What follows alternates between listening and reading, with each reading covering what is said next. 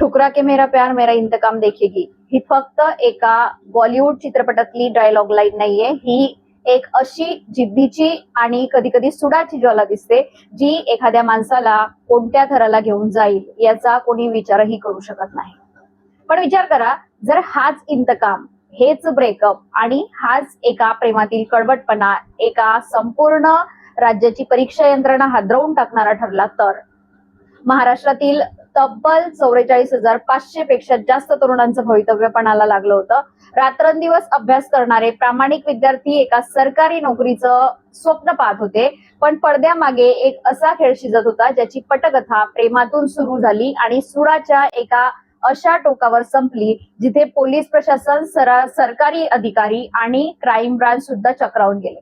एका मुलीने यश मिळवलं, परीक्षा क्रॅक केली, गुणवत्ता यादीत 7वा क्रमांक पटकावला आणि त्यानंतर तिने आपल्या प्रियकराला सोडलं. पण त्याला हे पचवणं कठीण झालं. मग काय झालं?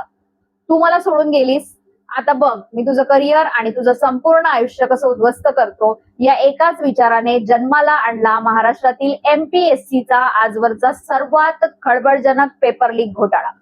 पण मंडळी, ही गोष्ट इथे संपत नाही. या कथेचा खरा ट्विस्ट पुढे आहे.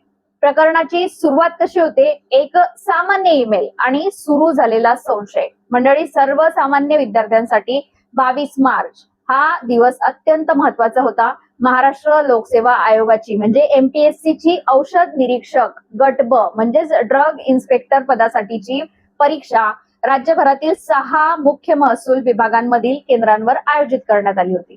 44,500 विद्यार्थ्यांनी या परीक्षेसाठी आपलं रक्ताचं पाणी केलं होतं. प्रत्येकाला वाटत होतं की आपली मेहनत रंगाने. 12 जून रोजी जेव्हा निकाल जाहीर झाला तेव्हा 506 उमेदवार मुलाखतीसाठी पात्र ठरले. त्यानंतर 22 जुलैला 488 उमेदवारांची अंतरिम तात्पुरती गुणवत्ता यादी जाहीर झाली. सर्व काही अगदी नियमानुसार आणि सुरळीत सुरू आहे असं सगळ्यांना वाटत होतं. पण याच शांततेच्या मागे एक मोठा वादळ दडला होता. अचानक आयोगाला एक ईमेल प्राप्त होतो. ईमेल पाठवणारा व्यक्ती स्वतःचं नाव सांगतो, लोकेश उर्फ गौरव पाटील, वय 24 वर्ष. गौरव दाव्यानिशी सांगतो की 22 मार्च रोजी झालेली औषध निरीक्षक पदाची परीक्षा निष्पक्ष झालेली नाही. या परीक्षेची प्रश्नपत्रिका परीक्षेआधीच लीक झाली होती. सुरुवातीला आयोगाने या तक्रारीकडे एक सामान्य संशय म्हणून पाहिलं, पण नंतर राजकीय वर्तुळातून आणि शरद पवार गटाचे आमदार रोहित पवार यांच्याकडून जुलै महिन्यात या प्रकरणाचा स्वतंत्र पाठपुरावा सुरू झाला. नंदुरबार मधील एका खासगी शिकवणी वर्गातील विद्यार्थ्यांना परीक्षेच्या तब्बल 2 दिवस आधीच प्रश्नपत्रिकेतील बहुतांश प्रश्न मिळाल्याचा खळबळजनक आरोप करण्यात आला. आता या आरोपांमुळे प्रशासनात खळबळ उडाली. प्रकरण मुंबई पोलिसांच्या गुन्हे शाखेच्या मालमत्ता शाखेकडे म्हणजे प्रॉपर्टी सेलकडे सोपवण्यात आलं. पण इथेच एक असा प्रश्न निर्माण होतो ज्याने पोलिसांचे डोके चक्रावून सोडले. हा गौरव पाटील नक्की कोण होता? त्याला हा पेपर लीक झाल्याची पक्की माहिती कशी होती? आणि सर्वात महत्वाचं म्हणजे त्याने परीक्षा होण्यापूर्वी आयोगाला सावध का केलं नाही? निकाल लागल्यानंतरच तो समोर का आला? या प्रश्नाचं उत्तर जेव्हा समोर आलं तेव्हा खाकी वर्दीतील पोलीस अधिकारी सुद्धा चक्रावून गेले. गुन्हे शाखेने जेव्हा या प्रकरणाचा मुळापासून तपास सुरू केला तेव्हा पोलिसांचा संशय हळूहळू गौरव पाटील याच्यावरच बळकावला. गौरवच्या हालचाली संशयास्पद वाटू लागल्या. जेव्हा गौरवला हे समजलं की पोलिसांच्या तपासाची सुई आता स्वतः आपल्याकडेच वळते तेव्हा तो प्रचंड घाबरला. त्याने घाईघाईने पुन्हा आयोगाशी संपर्क साधला आणि म्हणाला की माझा गैरसमज झाला होता, मला तक्रार मागे घ्यायची आहे. पण मंडळी, पोलिसांचा हातोडा एकदा पडला की त्यातून सुटणं सोपं नसतं. गुन्हे शाखेने आपला तपास सुरूच ठेवला. त्यांनी तपासाचे चक्र फिरवले आणि समोर आला एक असा सत्य जो ऐकून कोणाचाही विश्वास बसणार नाही. गौरव पाटील हा कोणताही समाजसेवक किंवा व्हिसल ब्लोअर नव्हता. तो स्वतः या पेपर लीक प्रकरणाचा एक मुख्य भाग होता. मग प्रश्न पडतो, त्याने स्वतःच सहभाग असलेल्या गुन्ह्याची वाच्यता स्वतःच का केली? याचं उत्तर आहे की प्रेम आणि विश्वासघात. गौरवची एक प्रेयसी होती, ऋतुजा. ऋतुजाने देखील ही MPSC ची परीक्षा दिली होती. निकाल आला आणि सर्वांना धक्का बसला, कारण ऋतुजाने संपूर्ण महाराष्ट्रात 7वा क्रमांक पटकावला होता. पण यश मिळताच ऋतुजा आणि गौरव यांच्यातील संबंध बिघडले आणि त्यांचा ब्रेकअप झाला. गौरवला वाटलं सरकारी नोकरी मिळाल्यानंतर ही मला विसरून पुढे निघून जाईल. ही भीती, ही जळजळ आणि हा अपमान गौरव पचवू शकला नाही. त्याच्या मनात सुळाची आग भडकली. जर ही नोकरीच राहिली नाही तर ही पुढे कशी जाईल? या एका विचाराने गौरवने ठरवलं की तो ऋतुजाचे करिअर संपवून टाकेल आणि त्यासाठी त्याने थेट आयोगाला ईमेल करून पेपर लीक झाल्याचा बॉम्ब फोडला. तुम्हाला वाटत असेल की ही फक्त दोन प्रेमी युगलांची गोष्ट आहे, तर थांबा. कथेची व्याप्ती पाहून याहूनही मोठी आहे. तपासात नंदुरबार मधील कौटिल्य अकॅडमीचे नाव अचानक चर्चेत आले. ही संस्था गेल्या 15 वर्षांपासून स्पर्धा परीक्षांचे मार्गदर्शन करत असल्याचा दावा करते आणि तिने हजारो विद्यार्थ्यांना शिकवलंय. पण या प्रकरणातील मुख्य मध्यस्थ प्रवीण पाटील वय 40 वर्ष हा या अकॅडमीचा संचालक निघाला. हा संपूर्ण खेळ कसा शिजला हे जेव्हा समोर आलं तेव्हा प्रशासनाचे पाय हादरले. ऋतुजाचे वडील अमृत पाटील वय 55 वर्ष यांना आपल्या मुलीला कोणत्याही परिस्थितीत नोकरी मिळवून द्यायची होती. ज्यांनी कौटिल्य अकादमीच्या संचालक आणि मध्यस्थ प्रवीण पाटील यांच्याशी संपर्क साधला. प्रवीण पाटीलचे धागेदोरे थेट एमपीएससीच्या मुख्यालयातील अधिकाऱ्यांशी जोडलेले होते. प्रवीण पाटीलने आयोगातील कर्मचाऱ्यांना 5 लाख रुपये रोख दिले आणि नंतर याहूनही मोठी रक्कम देण्याचं आश्वासन दिलं. या पैशांच्या लालचीपोटी आयोगातील 3 मोठे अधिकारी या भ्रष्ट गटात सामील झाले.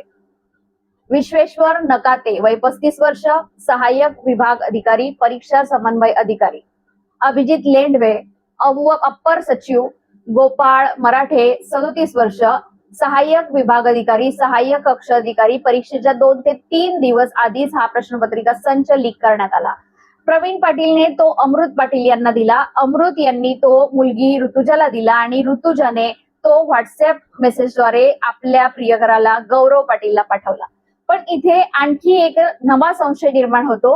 हा लीक झालेला पेपर फक्त ऋतुजा आणि गौरवपुरता मर्यादित होता की कौटिल्य अकॅडमीच्या माध्यमातून व्हॉट्सअपवर व्हायरल होऊन इतरही अनेक विद्यार्थी मित्रांना तो देण्यात आला होता. या घोटाळ्याचा धक्कादायक पैलू म्हणजे 22 जुलैला जाहीर झालेली 488 जणांची अंतरिम गुणवत्ता यादी.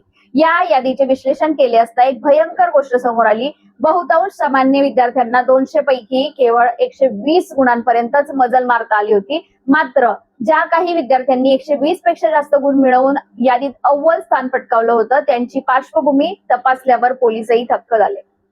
यातील काही विद्यार्थ्यांची काही महिन्यांपूर्वी झालेल्या इतर स्पर्धा परीक्षांमधील कामगिरी अत्यंत सामान्य होती. त्यांचे रँक्स हजारोच्या पटीत होते. विचार करा, जो विद्यार्थी कालपर्यंत हजारोच्या रांगेत उभा होता तो अचानक एकाच रात्रीत टॉपर कसा बनतो? या अचानक झालेल्या चमत्कारी कामगिरीमुळे संपूर्ण गुणवत्ता यादीवरच मोठे प्रश्नचिन्ह निर्माण झाले. सध्या गुन्हे शाखा या सर्व संशयित विद्यार्थ्यांची आणि अटक केलेल्या एमपीएससीच्या 3ही अधिकाऱ्यांच्या बँक खात्यांची आणि आर्थिक व्यवहारांची अत्यंत बारकाईने चौकशी करते. हे 5 लाख रुपये कोणाकोणाच्या खात्यात गेले आणि त्याचे धागेदोरे कुठे कुठे पसरले आहेत याचा पर्दाफाश केला जातोय. एमपीएससीचा मोठा निर्णय आणि सत्याचा विजय. आता या संपूर्ण प्रकरणाचा शेवट काय झाला? गुन्हे शाखेने धडक कारवाई करत कौटिल्य अकॅडमीच्या संचालक प्रवीण पाटील, ऋतुजाचे वडील अमृत पाटील, तक्रारदार गौरव पाटील आणि एमपीएससीचे 3 अधिकारी अशा 6 जणांना बेड्या ठोकल्या. या सर्वांना कोर्टात हजर केले असता 2 सप्टेंबर पर्यंत पोलीस कोठडी सुनावण्यात आली आहे. तर दुसरीकडे गुणवत्ता यादीत 7वी आलेल्या ऋतुजालाही नोटीस पाठवून चौकशीच्या घेऱ्यात आणलं गेलंय. आणि सर्वात महत्वाची बातमी म्हणजे की तपासातील भक्कम पुरावे पाहिल्यानंतर महाराष्ट्र लोकसेवा आयोगाने म्हणजे एमपीएससीने अधिकृतपणे मान्य केलंय की औषध निरीक्षक परीक्षेचा पेपर खरोखरच लीक झाला होता. त्यामुळे आयोगाने जुनी प्रक्रिया रद्द करत या पदासाठी पुन्हा नव्याने परीक्षा घेण्याची मोठी घोषणा केली आहे. मंडळी, एका बाजूला प्रेमातील कटुता, धोका आणि सुराची भावना, तर दुसऱ्या बाजूला सिंडिकेट चालवणारे अकॅडमी चालक आणि विकले गेलेले प्रशासकीय अधिकारी. जर गौरव पाटीलच्या मनात आपल्या प्रेयसीचा इंतकाम घेण्याचा विचार आला नसता, जर त्याने सुडाच्या भरात तो तक्रारीचा ईमेल केला नसता, तर विचार करा हा भ्रष्टाचार कधी उघडकीस आला असता का? कदाचित पैसे देऊन आणि पेपर लीक करून भ्रष्ट लोक पदावर बसले असते आणि रात्रंदिवस मेहनत करणारा प्रामाणिक विद्यार्थी रस्त्यावरच राहिला असता. एका ब्रेकअपने एका महाघोटाळ्याचा बुरखा फाडला हे जरी खरं असलं तरी यामुळे अशा भ्रष्ट व्यवस्थेवर आणि परीक्षा पद्धतीवर नक्कीच मोठे प्रश्नचिन्ह उपस्थित झाले आहेत. मित्रांनो, या संपूर्ण धक्कादायक प्रकरणावर तुमचं काय मत आहे? अशा प्रकारे विद्यार्थ्यांच्या भविष्याशी खेळणाऱ्या अधिकाऱ्यांना आणि पेपर लीक करणाऱ्या सिंडिकेटला कोणती कडक शिक्षा झाली पाहिजे? जर तुम्हाला हा सखोल केस स्टडी आणि माझे विश्लेषण आवडले असेल तर या व्हिडिओला आत्ताच लाईक करा. सर्व एमपीएससी आणि स्पर्धा परीक्षा देणाऱ्या मित्रांपर्यंत हा व्हिडिओ शेअर करा आणि अशाच खळबळजनक सत्य घटनांच्या विश्लेषणासाठी आपल्या चॅनलला सबस्क्राईब करायला विसरू नका. पुन्हा भेटूया अशाच एका सडेतोड विश्लेषणासह. तोपर्यंत काळजी घ्या. जय हिंद, जय महाराष्ट्र. भेटूया पुढच्या व्हिडिओमध्ये. धन्यवाद.